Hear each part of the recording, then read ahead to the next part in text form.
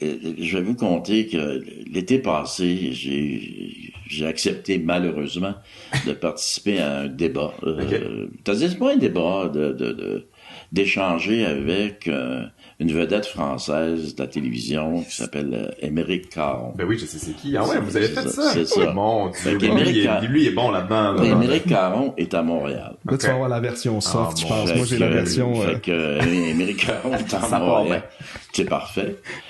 Métropolis Bleu, les gens me disent ce serait le fun d'avoir vous qui avez écrit Les Bestiaires, de parler avec Émeric Caron qui est contre la cruauté animale, qui est pour la vie, qui est vegan et tout ça. Je trouve ça. J'ai dit, on va faire une condition qu'il ait lu Les Bestiaires.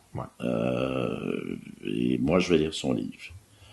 Ben moi, je me suis tapé son livre, puis j'avais d'autres choses à faire. J'ai beaucoup d'autres livres à lire. Puis son livre est pas bon. Il est juste pas bon. Mais je vais pas lui dire ça en pleine face, là. Je vais pas lui dire, écoute... Il est mal construit, déposté. C'est un ramassis de lieux communs sur le sujet. Tu sais très bien qu'il va dire ça. On sait tout ça. Puis tout ce qui est écrit là-dedans. C'est un peu comme le livre de Charles Taylor sur la langue humaine. Je sais pas son titre. J'ai jamais vu un scandale de même. C'est un ramassis de lieux communs sur la linguistique. On dit des choses qu'on savait en 1960. Mais c'est ça. Alors, je me rends au rendez-vous. C'était l'hôtel Sarah Sherbrooke. Et puis, il devait y avoir des gens, puis ça devait être intéressant. Puis tout ça, c'était 6h30, on devait se rencontrer parce que ça, c'est à 19h, la conférence commune. C'était la causerie commune, ensemble, comme on fait là. Et il s'est pas présenté à 6h30 pour la pré-rencontre avec moi.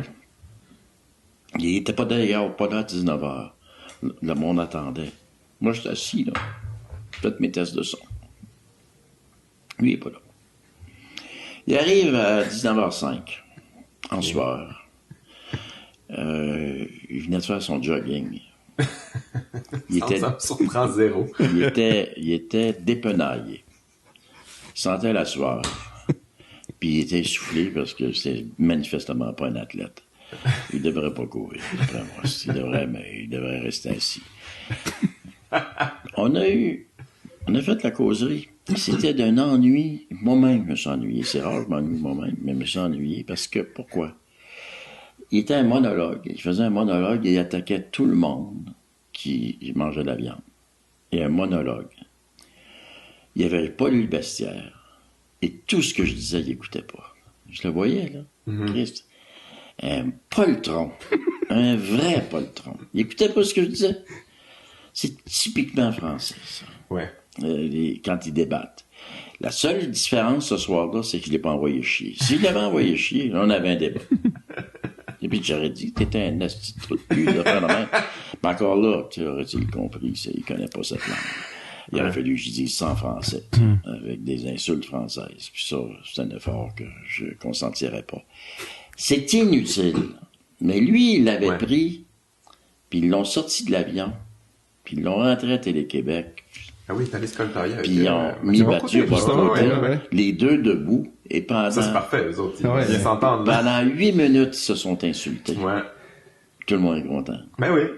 Mais c'est ça qui est spécial, justement, de ce genre de débat-là, parce que quand tu les écoutes comme fou, c'est pas incarné, c'est pas un échange, c'est des mécaniques à quelque part. Tu t'envoies ta petite grenade, il te retourne. Il y a pas, on cherche pas la vérité. Il y a pas d'un but commun. C'est juste de s'affronter finalement. Et on cherche rien. On cherche à... Le spectacle. C'est du spectacle. Tu sais, je sais pas. C'est le spectacle. Gagner sur l'autre. Planter l'autre. D'ailleurs, il y a des termes en France pour dire que quelqu'un a mangé un autre, l'a tué. Sur YouTube, ils appellent ça un clash. Il y a des clashs. Une sorte de termes pour dire que tu as gagné sur l'autre. Mais tu sais, juste cette idée-là de gagner sur l'autre, c'est quoi? T'as atteint la vérité? C'est comme, non, je vais douter de ça. Je vais faire l'effort de douter de ce que tu viens de dire. Tu penses qu'il est une vérité? Non, moi, j'aime mieux. Vous avez sur YouTube des scènes choisies sur YouTube. Des gens qui sont en train de débattre, surtout les pays de l'Est, Puis la bataille pogne physiquement. Ah ouais. Tu sais, tu prends la table, prends la chaise, puis là, ça. Moi, je serais surtout là. Tu vois, veux-tu un débat? Ta canne. Non, mais prendre ma canne. Le gars, il casse la gueule. Un coup de canne en face à Émeric Caron. Non, mais j'ai trouvé ça tellement méprisant de sa part. C'était odieux, en fait. Il avait pas lui, il était pas intéressé, il était là. Mais il y a beaucoup de ça dans la culture française, cette espèce de tu sais, lui fait partie de ça, c'est un beau gars, les beaux petits cheveux, puis tu sais, très intellectuel spectacle, mais tu sais, il y a ça là dans cette culture-là, les Éric Zemmour et compagnie. Mais on aime beaucoup ça, c'est sûr, avec Zemmour. Mais c'est surtout le refus de mettre un contenu dans la pensée, parce que ce que j'y amenais ce soir-là, ça ne l'arrangeait pas. Ouais. Parce que là, il était vegan, puis moi, j'y parlais des chasseurs inuits. Ben oui, c'est ça. Puis toute la culture de manger de la viande qu'il aime pas. Pour survivre, pas entendre ça. Non. Utiliser l'animal au complet, le respecter. Avoir tes enfants, regarder les enfants dans les yeux, puis savoir, ils vont-tu manger, ils vont-tu pas manger. Tiens, on a-tu un caribou? Regardons ça. Ouais. Ça, c'était pas exactement son... ça fait pas partie de sa réflexion. Mais c'est un impensé pour lui, tu sais, sauf que si tu n'acceptes pas d'y penser, justement, ben tout ton argumentaire s'effrite, là, tu sais. Puis c'est surtout ethno-nombriliste. Ben oui, c'est très français de dire que ça fait longtemps que les chasseurs paléolithiques n'existent plus, tu sais. Ça n'existe pas. Mais tu sais, si tu parles d'un fermier autarcique au lac Saint-Jean en 1930... Penses-tu qu'il va être vegan quand il voit son cochon, là, tu sais, puis Noël s'en vient? Voyons donc, t'es-tu malade?